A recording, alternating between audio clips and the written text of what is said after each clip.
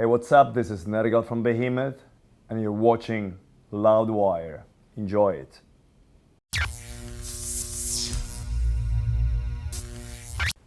Everyone's Joe from Loudwire, and you know who's sitting next to me here? We've got Nergal from Behemoth. Thank you so much for sitting down with us. Yeah, thank you for having me here. Of course. It's a pleasure to be talking to you again. But Yeah. first time in the studio in this facility, Yeah, so I know. it feels nice. It's cool. Yeah, it's great with the Hello Kitty stuff. Yeah, Really and rounds out we got Behemoth two aesthetic. uncles in the background, Ozzy Uncle and Iggy, Uncle Ozzy. So we're here to talk about I Loved You at Your Darkest, the new album from Behemoth. What do you think? I love it. Love it? It took me a little while to get into it because, you That's know, good. it's kind of like your South of Heaven. With the Satanists, Oh, it's wow. like, where do you go from there? Kind of like with Rain and Blood. And the Oh. answer is a little bit of the opposite direction. I like the comparison. Yeah, maybe you're right with that. You know, the thing with me processing my own art is weird, because sometimes it takes me years to realize, you know, what the record really is. You know what I mean? I really need to confront people, like at this very stage, because the album is not out yet. I'm talking to journalists, to people like yourself, and I'm always asking, what do you think? You know, what's your favorite songs? And Sabbath Mater for me was the one that really threw me off. another story with Sabbath Mater, you know, with this like the verses you got like this. Yeah, it's almost upbeat, happy sounding. That took me so by surprise. Just how upbeat that was. I see like it, to me it was like it meant to be like a, because Inferno didn't want to play it like, he wanted to play it like up tempo, you know. When we played it up tempo, I was like, man, it just sounds like some happy German power metal bullshit, you know. No, it's gotta be more like laid back, you know, slower, don't rush, you know. It's gotta have this Hellhammer vibe to it, you know. Groove, give me groove, you know. So when I say happy, I mean, you know, happy. Yeah. Contextually with Behemoth. But that's it, you know. Like these days, you know, we just, you know, I'm like, this song and that riff that I wrote needs that beat. Now, this is an album a lot of us thought that maybe we weren't going to get, because after the Satanists, you said, I don't know, this could be the last Behemoth album. So was there any singular moment where you arrived at the conclusion that, yes, I do need to make a new Behemoth album? I went away with Me and That Man and did something completely different, because the fact was, when we did the Satanist, I ran out of all the ideas.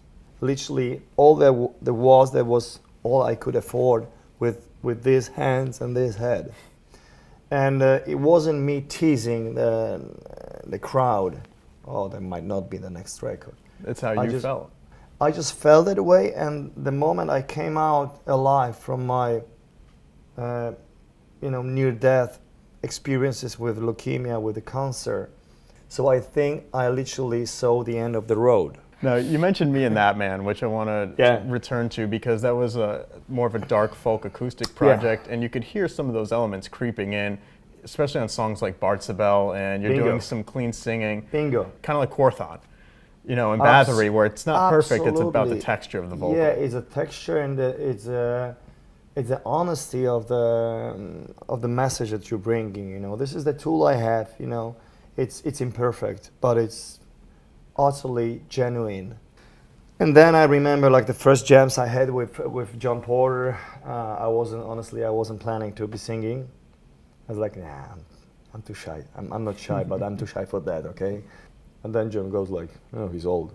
He's like almost 70. I was like, okay, sing. I'm like, what? Sing? But what? Whatever.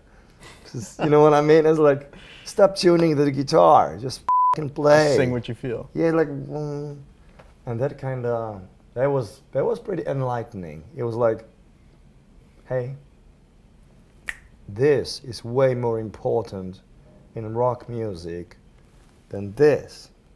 But there's something, that this metal language that just goes through, you know, if it's rock music, it just comes from your f***ing dick, you know, period, you know. Now, on your last album, you had a lot to prove. Bouncing back from leukemia, almost dying, and a lot of people questioned your commitment to being a Satanist. You said, this is exactly who I am. But now it seems like life's pretty good. Behemoth's the biggest they've ever been. You've got the barbershop, you got the nightclub.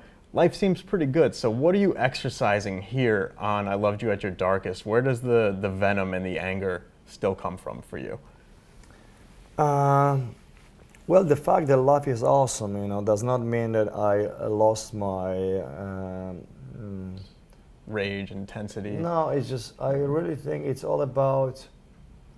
I still feel pretty vulnerable, and I'm still very sensitive towards towards the circumstances. The times are dark. I mean, the fact that I'm comfortable myself does not mean I just cut myself out from. I sit in my ghetto and I'm like, no. It doesn't affect me. It doesn't matter to me. No. But then we're yeah. talking like all the stuff that you mentioned is just material world, Mm-hmm. And the fact that there is money there, it doesn't mean that my sensitivity is still there. You know what I mean? And all we're talking is just material stuff, which is important. It's cool. It makes our life smoother, easier, more relaxed. But it's not gonna take away our anger, our need to confront the darkness.